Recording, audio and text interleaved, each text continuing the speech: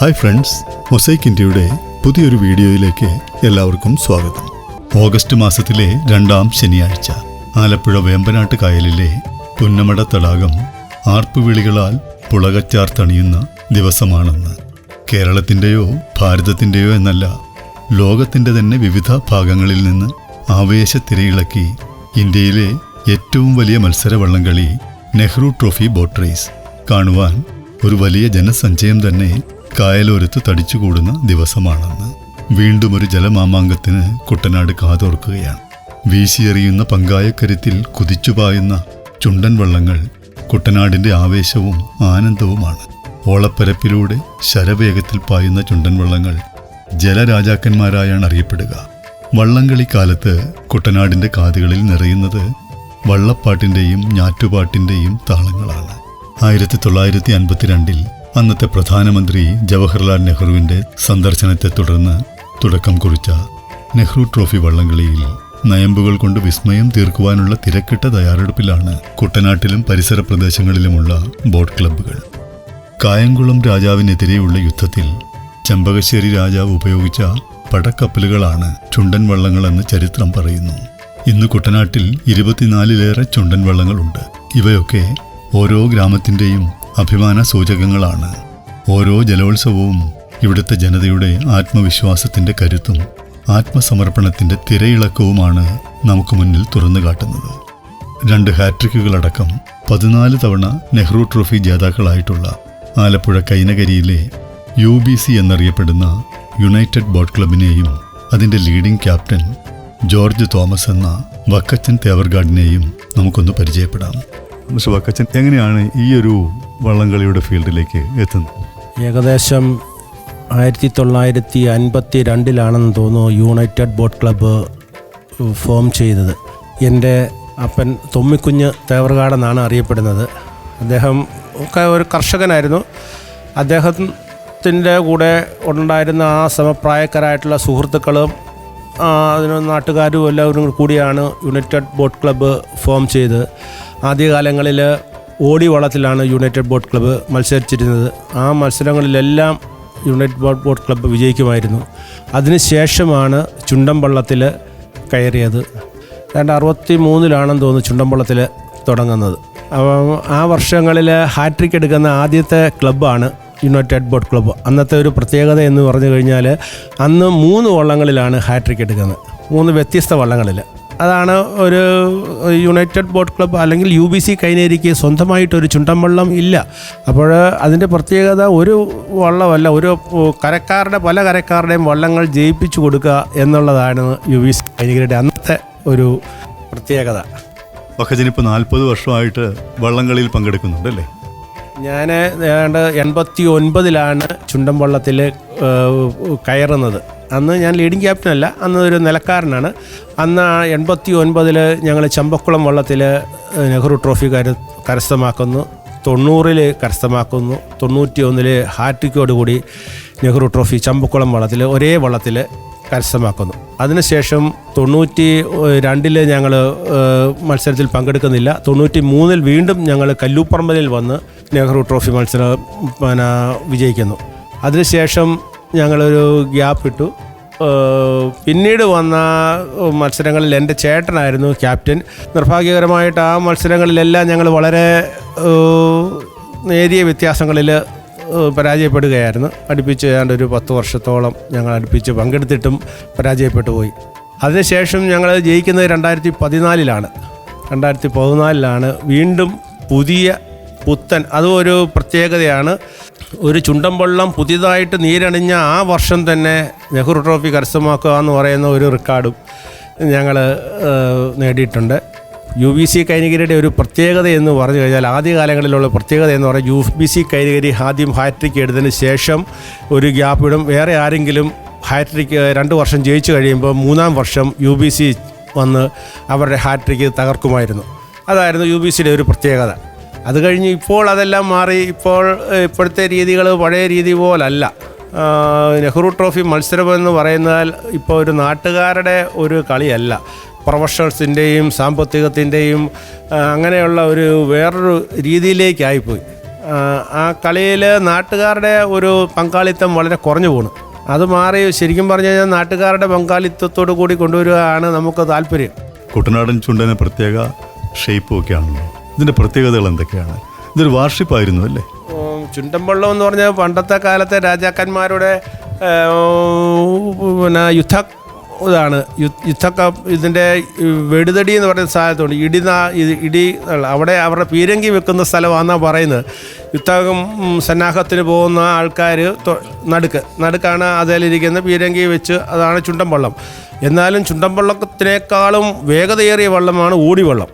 അതാണ് ശരിക്കും പറഞ്ഞാൽ യുദ്ധത്തിന് പോകുന്നത്. പക്ഷേ ചുണ്ടൻവള്ളത്തിൻ്റെ പ്രത്യേകത എന്ന് പറഞ്ഞാൽ ചുണ്ടൻവള്ളത്തിൻ്റെ പുറകുവശം അമരം മുകളിലേക്ക് പൊങ്ങിയും മുൻവശത്തേക്ക് വരുമ്പോൾ അത് കൂർത്തുമാണ് വരുന്നത്. ഇപ്പം മുൻവശത്ത് 7 പേര് ഒറ്റയ്ക്കായിരിക്കുന്നത്, പുറകിൽ 5 പേര് ഒറ്റയ്ക്കായിരിക്കുന്നത്. അതിനുശേഷം നമ്മൾ ജോഡിയായിട്ടാണ് ഇരിക്കുന്നത് ചുണ്ടൻവള്ളത്തിൽ. അപ്പം അതാണ് ചുണ്ടൻവള്ളത്തിൻ്റെ ഒരു പ്രത്യേകത. ഏകദേശം ഒരു 90-93 പേര് വരെ മാക്സിമം ഒരു ചുണ്ടൻവള്ളത്തിൽ തുഴച്ചിക്കാരായിട്ട് കയറും. ഒരു വള്ളത്തിന് എത്ര വർഷം ആയുസുണ്ടാവും? ഒരു ചുണ്ടൻവള്ളം ആയുസെന്ന് പറഞ്ഞു കഴിഞ്ഞാൽ പണ്ടത്തെ കാലത്ത് ഈ ഒരു കരക്കാർ ചുണ്ടൻവള്ളം കൊണ്ടുവന്നു കഴിഞ്ഞാൽ അത് ഈ വഞ്ചിപ്പാട്ട് പാടിയാണ്. അതൊരു രസമായിരുന്നു. ആ 2 വശങ്ങളിലേക്ക് ചിറകുപോലെ ഇങ്ങനെ അന്ന് റേസ് ഇതുപോലെ തന്നെ. പക്ഷേ എന്നാലും ഈ നമ്മളുടെ ഒരു തുഴച്ചിക്കാരൻ്റെ ഫിസിക്കലി അവൻ്റെ കൈകാല് ഇതെല്ലാം മാറാൻ വേണ്ടിയിട്ട് കറക്കി തുഴയാന്ന് പറയും. കറക്കി തുഴഞ്ഞാൽ പാടി തുഴഞ്ഞ് ഈ ജലത്തുള്ളികൾ ഇങ്ങനെ പറന്ന് ആ തുഴച്ചിക്കാരെ കാണാൻ പാടില്ലാത്ത രീതിയിലാണ് തുഴച്ചിൽ. അതൊക്കെ അങ്ങനെ തുഴയുമ്പോൾ വള്ളത്തിന് കൂടുതൽ ഹേമം തട്ടും. അതുകൊണ്ടാണ് ഇപ്പം അങ്ങനത്തെ പാടിത്തൊഴിച്ചിലേ ഇല്ല. ഇപ്പം വന്ന് ടെക്നിക്കുകളും ഒക്കെയാണ് ചെയ്യുന്നത്. എങ്കിലും ഒരു 10 വർഷം നല്ലൊരു പ്രൊഫഷണൽ ടീമുകൾ തുഴയുവാണെങ്കിൽ ആ വള്ളത്തിന് ക്ഷീണം തന്നെ ആവും. ഒരു വള്ളം റിപ്പയർ ചെയ്ത് കഴിഞ്ഞാൽ പിന്നെ ആ വള്ളത്തിനെ കൊണ്ട് നമുക്ക് പ്രയോജനമില്ല. വള്ളത്തിൻ്റെ വേഗതയെ ബാധിക്കും അത്. വക്കച്ചൻ്റെ ക്യാപ്റ്റൻസിയിൽ 2 തവണ ഹാട്രിക്കും 14 തവണ ചാമ്പ്യൻസും ആയിട്ടുണ്ടല്ലേ? ഞാൻ 89, 90, 91 വർഷങ്ങളിലാണ്, 89-ലാണ് ഞാൻ ആദ്യമായിട്ട് കയറുന്നത് വള്ളത്തിൽ. അന്നാണ് ഹാട്രിക് എടുക്കുന്നത്. അന്ന് ഞാനൊരു വള്ളത്തിലെ ഒരു സാധാരണ നിലക്കാരനാണ്. അപ്പോൾ എന്നെക്കാളും ഞാനാണ് ഏറ്റവും മൈനർ. എന്നെക്കാളും വളരെ സീനിയറായിട്ടുള്ള ആൾക്കാരുണ്ട്. അവരുടെ ഗുരുദക്ഷിണ മേടിച്ചൊക്കെയാണ് ഞാൻ അത് കഴിഞ്ഞൊരു നിലക്കാരനായിരുന്നല്ലോ ടീം ലീഡിങ് ക്യാപ്റ്റൻ ആകുന്നതൊക്കെ. ഞാൻ അന്ന് 3 വർഷം അടുപ്പിച്ച് ഹാട്രിക്ക് നേടി. അതിനുശേഷം വീണ്ടും 1 വർഷം കൂടി നേടി. അത് കഴിഞ്ഞിട്ടാണ് ഞാൻ പതുക്കെ ലീഡിങ് ക്യാപ്റ്റനിലേക്ക് വരുന്നത്. അപ്പോൾ ഈ പ്രായമുള്ളവരെല്ലാം റിട്ടയറായി. അപ്പോൾ അത് കഴിഞ്ഞപ്പോൾ ലീഡിങ് ക്യാപ്റ്റനിലേക്കായി. ഞാൻ ലീഡിങ് ക്യാപ്റ്റനായിട്ട് ജയിച്ചെന്ന് പറയാനായിട്ട് 1 വർഷമേ ഉള്ളൂ. അതായത് അന്ന് ഞാൻ ക്യാപ്റ്റനുമായിരുന്നു, ലീഡിങ് ക്യാപ്റ്റനുമായിരുന്നു 2014. പക്ഷേ എല്ലാ വർഷവും ഞങ്ങൾ ഫൈനലിസ്റ്റാണ്. ഫൈനലിൽ ഞങ്ങൾ പങ്കെടുക്കുക. UBC പ്രത്യേകത എന്ന് പറഞ്ഞാൽ നെഹ്റു ട്രോഫി വള്ളംകളിയിൽ UBC കൈനകരി പങ്കെടുക്കുന്നില്ലെങ്കിൽ തന്നെ അവിടെ ഒരു ശോചനീയ അവസ്ഥയാണ്. അതെന്താണ്? അതുപോലെയാണ് UBC കൈനകരിയോടുള്ള ആരാധകരുടെ എണ്ണം ഭയങ്കരമാണ്. കുട്ടനാട്ടിലെ ഒരുപാട് ക്ലബ്ബുകളുണ്ട് അല്ലേ? ബോട്ട് ക്ലബ്ബുകളുണ്ട്. പക്ഷേ ഈ ബോട്ട് ക്ലബ്ബുകൾക്ക് പലർക്കും സ്വന്തമായി വള്ളങ്ങളില്ല. എന്തുകൊണ്ടാണ് അതങ്ങനെ? അതായത് ലോവർ കുട്ടനാട്ടിൽ ശരിക്കും പറഞ്ഞാൽ സ്വന്തമായിട്ട് വള്ളങ്ങൾ വളരെ കുറവാണ്. അതേസമയം അപ്പർ കുട്ടനാട്ടിലാണ് ഇതിനോടുള്ള വികാരങ്ങൾ കൂടുതൽ. അപ്പർ കുട്ടനാട്ടിൽ ഏതാണ്ട് എനിക്ക് തോന്നുന്ന ഒരു 19-20 ചുണ്ടൻ വള്ളങ്ങളുണ്ട്. ഓരോ കരക്കാർക്കും അവരുടെ കരയെ പ്രതിനിധീകരിച്ചുള്ള വള്ളങ്ങൾ ഉണ്ട്. ഏറ്റവും കൂടുതൽ ചുണ്ടൻ വള്ളങ്ങളുള്ളത് നമ്മുടെ അപ്പർ കുട്ടനാട്ടിലാണ്. അവിടെയാണ് ചുണ്ടൻവള്ളം. അവിടുന്ന് ഞങ്ങൾ സാധാരണ ലോവർ കുട്ടനാട്ടിലുള്ള ക്ലബ്ബുകൾ വാടകയ്ക്ക് വള്ളം വാങ്ങിച്ചുകൊണ്ട് വന്നിട്ടാണ് മത്സരത്തിൽ പങ്കെടുക്കുന്നത്. എങ്ങനെയാണ് ഈ UBC ഫോം ചെയ്യാനുണ്ടായ ഒരു കാരണം ഓർമ്മയുണ്ടോ? അത് 52-ലാണ് UBC ഫോം ചെയ്യുന്നത്. അന്നത്തെ കാലത്ത് ഞാൻ ജനിച്ചിട്ടില്ല. പക്ഷേ എങ്കിലും അന്ന് എൻ്റെ അച്ഛനൊക്കെ ആയിരുന്നു. ആദ്യത്തെ നെഹ്റു ട്രോഫി നടന്നത് നമ്മുടെ കൈനഗിരി തന്നെയുള്ള വട്ടക്കായലിലാണെന്നാണ് പറയുന്നത്. കോട്ടയത്തു നിന്ന് ജവഹർലാൽ നെഹ്റുവിനെ ഇവിടെ കൊണ്ടുവന്ന് തുഴഞ്ഞത്. ആ വർഷം നമ്മൾ ചുണ്ടൻവള്ളത്തിലില്ല, ഓടിവള്ളത്തിലാണെന്ന് മത്സരം. അപ്പം ചുണ്ടൻവള്ളം ഉണ്ട്, എങ്കിലും ചുണ്ടൻവള്ളം ഈ പറഞ്ഞ കണക്ക് തെക്കൻ ഏരിയയിലുള്ളവരുടെയാണ്. അവരാണ് കോട്ടയത്തു നിന്ന് കൊണ്ടുവരുന്നത്. അന്നാണ് നടുഭാഗം വള്ളമാണ്. അന്ന് വെമ്പാല എന്നായിരുന്നു ആ വള്ളത്തിൻ്റെ പേര്. നടുഭാഗം വള്ളത്തിലാണ് നെഹ്റു ചാടിക്കയറിയതും അന്ന് നടുഭാഗം വള്ളമാണ് വിജയിച്ചതും. അതിനെ തുടർന്നാണ് നെഹ്റു ട്രോഫി എന്ന് പറഞ്ഞ് ബോട്ട് റേസ് തുടങ്ങി. അവിടെ സാഹചര്യം മോശമായിരുന്നു നമ്മുടെ ഈ വട്ടക്കായൽ. അതിനുശേഷമാണ് ആലപ്പുഴ പുന്നമടക്കായലിൽ നെഹ്റു ട്രോഫി തുടങ്ങിയത്. ഈ കൈനഗിരിയെ സംബന്ധിച്ച് പറയുകയാണെങ്കിൽ കൈനഗിരിയിൽ ശരിക്കും കർഷക തൊഴിലാളികളും മത്സ്യത്തൊഴിലാളികളും കക്കാവാരലുകാരുമുള്ള കഠിനാധ്വാനികളായിട്ടുള്ള ആൾക്കാരായിരുന്നു അന്നുണ്ടായിരുന്നത്. അവർ നിരന്തരം വെള്ളവും വള്ളവുമായിട്ട് ബന്ധപ്പെട്ടുകൊണ്ടിരുന്നവരാണ്. അപ്പോൾ അവരെ സംബന്ധിച്ചോളം അവർക്ക് തുഴച്ചിൽ ഒരു പ്രശ്നമല്ലായിരുന്നു. അതായത് വേമ്പനാട്ട് കായലിൽ മത്സ്യം പിടിക്കാൻ പോകുന്നവർക്ക് ഒരു അതിശക്തമായ ഒരു കാറോ കാറ്റോ വരുമ്പോൾ അവരുടെ ജീവൻ പണയം വെച്ച് അവർ അതുപോലെ തുഴഞ്ഞാണ് കരയ്ക്കേട്ട് വരുന്നത്. അങ്ങനെ കായിക ശേഷിയുള്ളവരായിരുന്നു കൈനകരിക്കാർ. അതായത് വേമ്പനാട്ട് കായലിനോട് ഏറ്റവും ചേർന്ന് കിടക്കുന്നവരാണ് കൈനരിക്കാർ. അവർ വേമ്പനാട്ട് കായലിൽ മത്സ്യത്തിന് പോകുമ്പോഴുണ്ടാകുന്ന അപകടങ്ങളിൽ നിന്ന് രക്ഷപ്പെടാൻ വേണ്ടിയിട്ട് അവരുടെ ആ കൈക്കരുത്ത് മുഴുവൻ പ്രയോഗിച്ചാണ്. അതൊരു ട്രയലാണ്. അത് ഒരു ദിവസമല്ല, ഏറെക്കുറെ ഒരു വർഷത്തിലെ ഒരു പകുതി കൂടുതൽ അവർ മത്സ്യത്തിന് പോകുന്നത്. പിന്നെ കർഷക തൊഴിലാളികൾ, അവർ കക്കാവായിരുന്നു, കട്ട കുത്തുന്നു, പാടത്ത് പണിയെടുക്കുന്നു, എല്ലാവരും. അപ്പോൾ അന്നത്തെ കാലത്ത് അവരെ ജയിക്കാനായിട്ട് മറ്റ് ക്ലബ്ബുകൾ ഇല്ലായിരുന്നു. ഒരു തുഴച്ചിൽക്കാരൻ അറിഞ്ഞിരിക്കേണ്ട പ്രധാനപ്പെട്ട കാര്യങ്ങൾ എന്തൊക്കെയാണ്? അവർക്ക് ചില ചിട്ടവട്ടങ്ങളൊക്കെ ഉണ്ടാവുമല്ലോ ഈ പ്രാക്ടീസിൻ്റെ സമയത്ത്, അതെന്തൊക്കെയാണ്? ആദ്യം ഒരു തുഴച്ചിക്കാരന് വേണ്ട സത്യസന്ധത, ആത്മാർത്ഥത, ഇത് രണ്ടും വേണം. ദൈവാനുഗ്രഹം ഉണ്ടാവണം, പ്രാർത്ഥന. ഇപ്പോഴും ചതിവുകൾ നടക്കുന്നുമുണ്ട്. ചതിവുകൾ നടക്കുന്നുണ്ടെന്ന് പറഞ്ഞു കഴിഞ്ഞാൽ ഒരു ചുണ്ടൻ വള്ളത്തിൽ 80 അല്ലെങ്കിൽ 93 തുഴച്ചിക്കാരുണ്ടെങ്കിൽ ഒരു തുഴച്ചിക്കാരൻ വിചാരിച്ചാൽ ആ തുഴച്ചിലിനെ തെറ്റിച്ചു കഴിഞ്ഞാൽ ആ വള്ളത്തിലെ ഉള്ള തുഴച്ചിലിൻ്റെ താളം തെറ്റും, വള്ളത്തിൻ്റെ വേഗത കുറയും. അങ്ങനെയുള്ള സംഭവങ്ങൾ നടന്നിട്ടുണ്ട്. അത് നമുക്ക് പറഞ്ഞ് വ്യക്തമാക്കി തരാൻ പറ്റത്തില്ല. എന്ന് വെച്ച് കഴിഞ്ഞാൽ അവരെ ഇൻസൾട്ട് ചെയ്യുന്നു, അല്ലെങ്കിൽ ഞങ്ങൾ പോലും വിശ്വസിക്കുന്നത് കഴിഞ്ഞ വർഷം UBCയിൽ അങ്ങനെ ഒരു ചതിവ് നടന്നിട്ടുണ്ടെന്നുള്ളതാണ് നല്ലൊരു ശതമാനം ആൾക്കാരുടെയും വിശ്വാസം. അത് നമ്മൾ ഫൈനലിൽ തുഴഞ്ഞു വരുമ്പോൾ വള്ളത്തിൽ അപകടങ്ങളുണ്ടായി, ഒരാളുടെ തുഴ മിസ്സിങ്ങായി, ഒരാൾ തലകറങ്ങി വീണു. അപ്പം ഇതൊക്കെ ശരിക്കും ഇത്രയും ദിവസം പ്രാക്ടീസ്, ഒരു മാസത്തോളം കഠിനമായി പ്രാക്ടീസ് ചെയ്യുന്ന ഒരാൾക്ക് ഒരിക്കലും സംഭവിക്കാൻ പാടില്ലാത്ത സംഗതികളാണ്. അപ്പോൾ അതൊക്കെ വെച്ച് നോക്കുമ്പോൾ അത് നമുക്ക് അങ്ങനെ ഒരാളെ തേജോവധം ചെയ്യാൻ പറ്റത്തില്ല. പക്ഷേ സാഹചര്യം അങ്ങനെ ആയിപ്പോയി. ബോട്ട് റേസിൽ വിജയിക്കാൻ വേണ്ട ഘടകങ്ങൾ എന്തൊക്കെയാണ്? കഠിനാധ്വാനം വേണം. പിന്നെ നമ്മൾ ഇപ്പോഴത്തെ പണ്ടത്തെ ആൾക്കാർ ശരിക്കും പറഞ്ഞു കഴിഞ്ഞാൽ അവർ ദുശീലങ്ങൾ, പുകവലിയൊക്കെ ഉണ്ടായിരിക്കും, പക്ഷെ അവരുടെ ആൾക്കാർ അതുപോലെ ഹെൽത്തിയായിരുന്നു. ഇപ്പോഴത്തെ നമ്മൾ കണ്ടിരിക്കുന്നത് എന്നാന്ന് വെച്ച് കഴിഞ്ഞാൽ ഇപ്പോഴത്തെ തുഴച്ചിക്കാർക്ക് ഫിസിക്കലി ഫിറ്റില്ല. അപ്പോൾ നമ്മൾ അവരെ കൊണ്ടുവന്ന് അവർ ഒരു മാസത്തിൽ, അന്ന് ഞങ്ങൾ 15 ദിവസം, പഴയ കാലത്ത് 15 ദിവസം ഒറ്റ നേരം ഉള്ളായിരുന്നു പ്രാക്ടീസ്. ഇപ്പോഴതല്ല, ഇപ്പം ഒരു മാസം 2 നേരം പ്രാക്ടീസാണ്. അതായത് ഇപ്പോഴത്തെ ചെറുപ്പക്കാർക്കുള്ള ഞാൻ പറയുവാണെങ്കിൽ അവർക്ക് മൊബൈലും ബൈക്കും, അതാണ് അവർക്ക് ഫിസിക്കലി ഫിറ്റല്ല.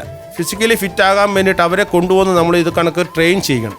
ഒരു മാസത്തോളം ഫിസിക്കലി നമ്മളൊരു ഷെഡ്യൂൾ തയ്യാറാക്കിയിട്ട് അവർക്ക് സ്വിമ്മിങ്, പിന്നെ വെള്ളമായിട്ട് നാട്ടുകാരും അല്ലാതെ ഇപ്പം കുട്ടനാട്ടിലെ അപ്പർ കുട്ടനാട്ടുകാരും എല്ലാവരും ഉണ്ട്. ഇപ്പം കാസർഗോഡ് നിന്ന് വരെ ആൾക്കാരെ കൊണ്ടുവന്നിട്ടുണ്ട്. ഇവിടെ അല്ല, നമ്മളല്ല, ഇതിനു മുമ്പ് ഇടത്തുകാർ തുഴഞ്ഞത് കാസർഗോട്ടുള്ള കടലോര പ്രദേശത്തുള്ളവരെ കൊണ്ടുവന്ന് തുഴയിപ്പിച്ചിട്ടുണ്ട്. ഇപ്പോൾ അടുത്ത വർഷം മുതൽ എനിക്ക് തോന്നുന്നത് ഇന്ത്യക്ക് പുറത്തുള്ളവരെ കൊണ്ടുവരാൻ പ്ലാനുണ്ട് തുഴച്ചിലിന്. അതായത് ഞാൻ പറഞ്ഞ ഒരു ചുണ്ടൻ വള്ളത്തിൽ 25%, ഇപ്പം 80, 82 അല്ലെങ്കിൽ 90 പേരുള്ള അല്ലെങ്കിൽ 100 പേരുള്ള ഒരു ചുണ്ടൻ വള്ളത്തിൽ അതിൻ്റെ 25% നമ്മുടെ കേരളത്തിൽ നിന്ന് പുറത്തുള്ളവരെ നമുക്ക് പങ്കെടുപ്പിക്കാം, മലയാളികളല്ലാത്തവരെ. അപ്പം അങ്ങനെ പങ്കെടുപ്പിക്കുക. ഇപ്പം വരുന്ന കാശ്മീർ തൊട്ട് നമ്മുടെ കേരളം വരെയുള്ള ആൾക്കാർ, തുഴച്ചിക്കാർ പല വള്ളങ്ങളിലുണ്ട്. ഒരു വള്ളത്തിൻ്റെ മെയിൻ്റനൻസ് കോസ്റ്റൊക്കെ എങ്ങനെ വരും? ഒരു ചുണ്ടൻ വള്ളം മെയിൻറ്റെയിൻസ് ചെയ്യാന്ന് പറയുമ്പോൾ തന്നെ ആ ചുണ്ടൻ വള്ളത്തിൻ്റെ പഴക്കമായി. രണ്ടാമതൊരു ചുണ്ടൻ വള്ളം മെയിൻറ്റെയിൻസ് ചെയ്ത് പഴയ ഒരു പെർഫോമൻസിലേക്ക് കൊണ്ടുവരാൻ പറ്റത്തില്ല. അതായത് നമ്മളൊരു ആശാരി ഒരു ചുണ്ടൻ വള്ളം പണിതിറക്കി കഴിഞ്ഞാൽ അതിൻ്റെ ആ ബലം നിൽക്കുന്നിടത്തോളം കാലം അത് നന്നായിട്ട് പോകും. അത് കഴിഞ്ഞാൽ പിന്നെ രണ്ടാമത് ഏച്ചു വെക്കുക എന്ന് പറയും. ഏച്ചു വെച്ചാൽ ഒരിക്കലും, അപ്പോൾ അതിന് പകരം ഇപ്പോൾ ചെയ്യുന്നവരെന്നാ വെച്ച് കഴിഞ്ഞാൽ ആ വള്ളം അവർ സ്പെയർ വള്ളമായിട്ട് വെച്ചിട്ട് പുതിയ വള്ളം പണിതെക്കുക. 89 ഭയങ്കര വ്യത്യാസമാണ്. 89 നാട്ടുകാർ, ഞാൻ പറഞ്ഞില്ലേ, കഠിനാധ്വാനം ചെയ്യുന്ന കർഷക തൊഴിലാളി, മത്സ്യത്തൊഴിലാളികളും പങ്കെടുക്കുന്ന ആൾക്കാരാണ്. അവരെ ഞങ്ങളൊരു 11 മണിയാകുമ്പോൾ ഞങ്ങൾ ക്ലബ്ബിൽ കൊണ്ടുവരും. ക്ലബ്ബിൽ കൊണ്ടുവന്നു കഴിഞ്ഞാൽ ഒരു ടോക്കുണ്ട്. ആ ടോക്കെല്ലാം കഴിഞ്ഞിട്ട് അവരാദ്യം വള്ളത്തെ കയറും. വള്ളത്തിലൊന്ന് കയറി ഒരു 1/4 മണിക്കൂർ തുഴഞ്ഞിട്ട് വന്നിട്ട് ഭക്ഷണം കഴിക്കും. ഭക്ഷണം കഴിച്ചു കഴിഞ്ഞാൽ റെസ്റ്റാണ്. അപ്പം അത് കഴിഞ്ഞിട്ട് പിന്നെ ഒരു 3 മണിക്ക് ശേഷമാണ് അന്നത്തെ പ്രാക്ടീസ് തുടങ്ങുന്നത്. അപ്പം അന്നത്തെ കാലത്ത് ഈ കൈനകരി വില്ലേജിൽപ്പെട്ട വാർഡുകളിൽ നമുക്ക് 15 ദിവസം ട്രയൽ ഉണ്ടെങ്കിൽ ഞങ്ങൾ 15 തിരിക്കും. എന്നിട്ട് ഓരോ വാർഡിലും ഓരോ ദിവസത്തെ സദ്യയാണ്. അവർക്കുള്ള എക്സ്പെൻസ് ആ ഭക്ഷണം തരുന്നത്. അന്നത്തെ കാലത്ത് ഇവർക്ക് പ്രതിഫലമായിട്ട് ഈ ഭക്ഷണം മാത്രമേ ഉള്ളൂ, വേറെ ഒന്നുമില്ല. കാരണം അന്ന് നാടിന് വേണ്ടിയിട്ടാണ് കളിക്കുന്നത്, നാടിന് വേണ്ടിയിട്ട് അവർ മരിക്കാൻ തയ്യാറാണ്. അതുപോലത്തെ സ്പിരിറ്റാണ്. ഇപ്പോൾ അങ്ങനത്തെ ഒന്നും സ്പിരിറ്റൊന്നും ഞാൻ ഈ പിള്ളേരുടെ അടുത്ത് കാണുന്നില്ല. അന്നത്തെ കാലത്തുള്ള ആ സ്പിരിറ്റ് എന്ന് പറഞ്ഞു കഴിഞ്ഞാൽ നമ്മൾ ഞരമ്പുകൾ അല്ല നമ്മുടെ രോമങ്ങളൊക്കെ ഇങ്ങനെ എഴുന്നേൽക്കും അവരുടെ ആ ഒരു തുഴച്ചിലും. അന്ന് ഞങ്ങൾ നെഹ്റു ട്രോഫിക്ക് പോകുവാണെങ്കിൽ ഇരു കരകളിലും അമ്മമാരും പെങ്ങന്മാരും ഇവരെല്ലാവരും വിളക്കുകൾ കത്തിച്ച് വെച്ച് പ്രാർത്ഥിച്ചുകൊണ്ടാണ് നമ്മളെ പറഞ്ഞു വിടുന്നത്. അന്നേരം ഏത് തുഴയാത്തവനും തുഴഞ്ഞു പോകും. ഇത്രയ്ക്കുള്ള ഒരു വികാരമാണ് അത്. ഈ കൈകേരി മാത്രമേ ഞാൻ കണ്ടിട്ടുള്ളൂ ഇത്രയും ഒരു വികാരം.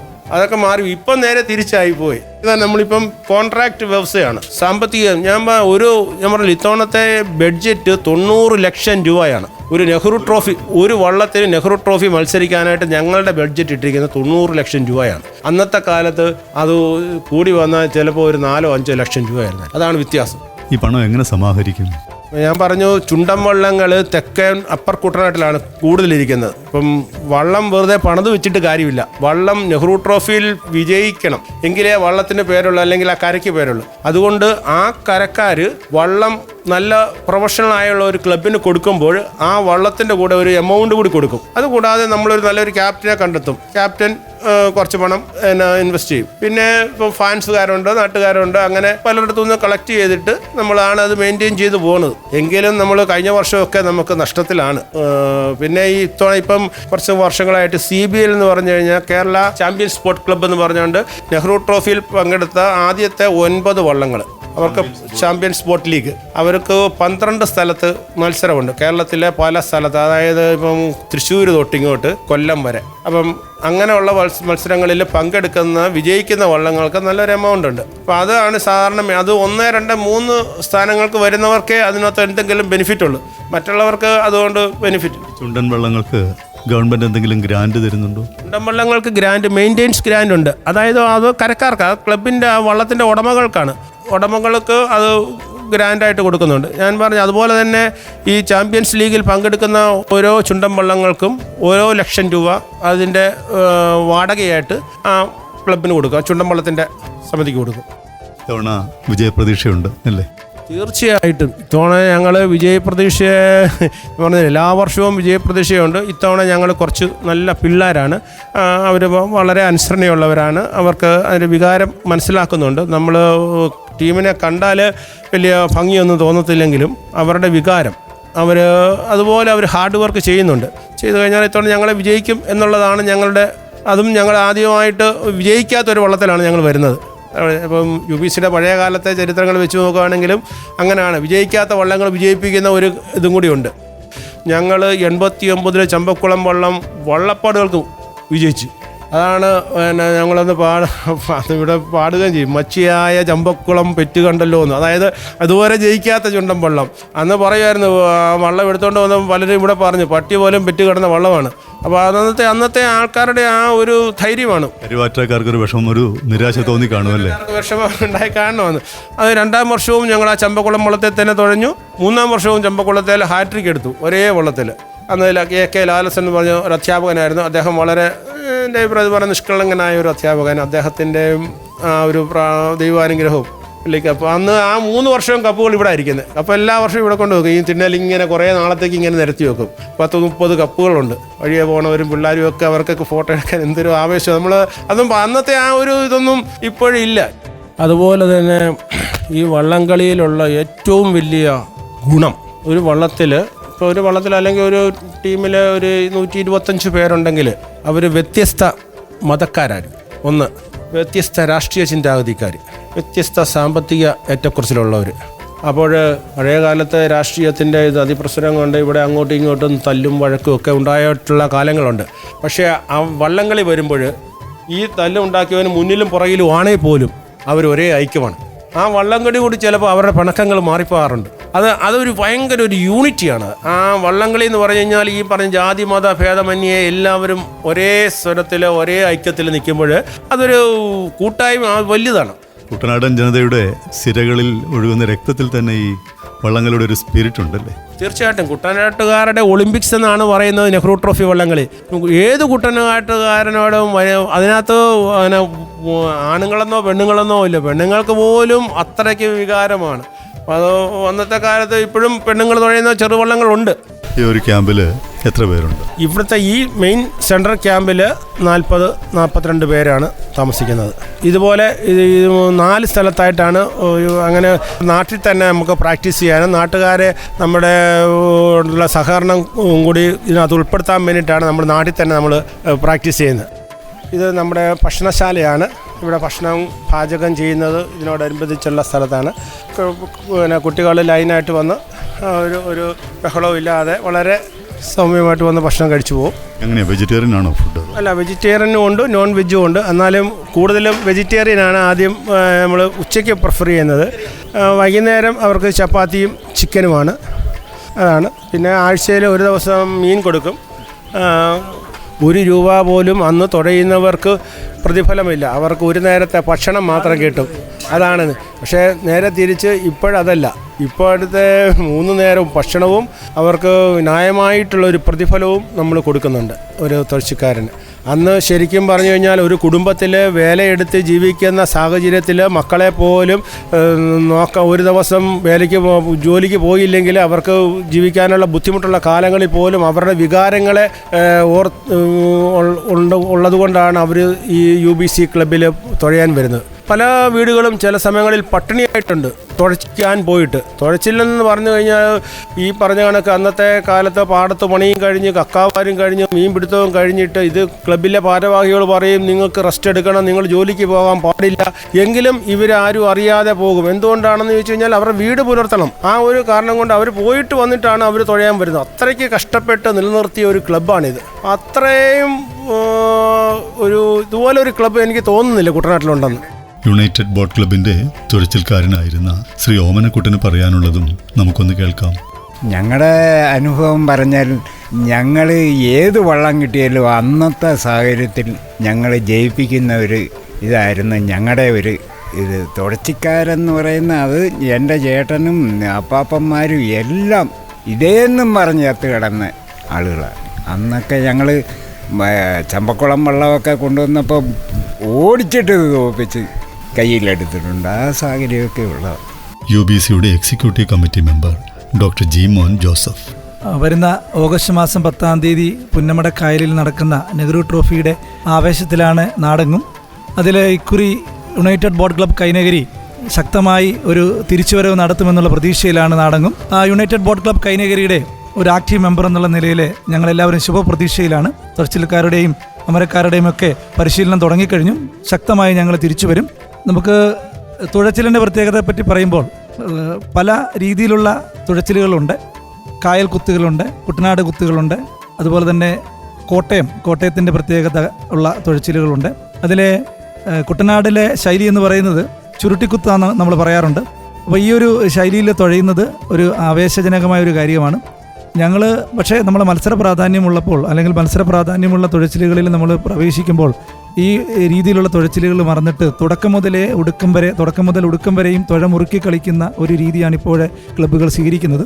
പ്രത്യേകിച്ച് ഫൈനലിൽ പ്രവേശിക്കുമ്പോൾ തുടക്കം മുതൽ അവസാനം വരെയും തുഴ മുറുക്കി വളരെ താളം അല്ലെങ്കിൽ ഏറ്റവും തീവ്രതയോടുകൂടിയുള്ള തുഴച്ചിൽ നടത്തുകയും വിജയം കൈവരിക്കുകയും ചെയ്യുന്ന ഒരു ശൈലിയാണ് ഫൈനലിൽ സ്വീകരിക്കുന്നത്. അതുതന്നെയാണ് പലപ്പോഴും ഹീറ്റ്സിലും എടുക്കാറുള്ളത്. കാരണം മത്സര വീര്യം കൂടുമ്പോൾ, മത്സര പ്രാധാന്യമുള്ള ക്ലബ്ബുകളുടെ എണ്ണം കൂടുമ്പോൾ തീർച്ചയായും ഈ ഒരു ശൈലി, അതായത് തുടക്കം മുതലേ തുഴ മുറുക്കി കളിച്ച് വിജയിക്കുന്ന ഒരു ശൈലി ഇപ്പോൾ കുട്ടനാടിലും അതുപോലെ തന്നെ മറ്റ് ക്ലബ്ബുകളിലും നിലനിൽക്കുന്നുണ്ട് എന്നുള്ള കാര്യം കൂടി നമുക്ക് വിസ്മരിക്കാവുന്നതല്ല.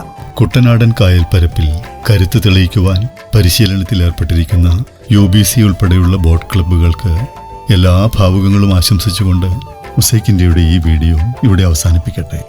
നിങ്ങളുടെ അഭിപ്രായങ്ങളും നിർദ്ദേശങ്ങളും മൊസൈക്ക് ഇന്ത്യയുടെ യൂട്യൂബ് കമന്റ് ബോക്സിൽ രേഖപ്പെടുത്താനും മറക്കല്ലേ. നമുക്കിനി മറ്റൊരു വീഡിയോയിൽ വീണ്ടും കണ്ടുമുട്ടാം. സ്നേഹത്തോടെ രാധാകൃഷ്ണൻ കുട്ടൂർ.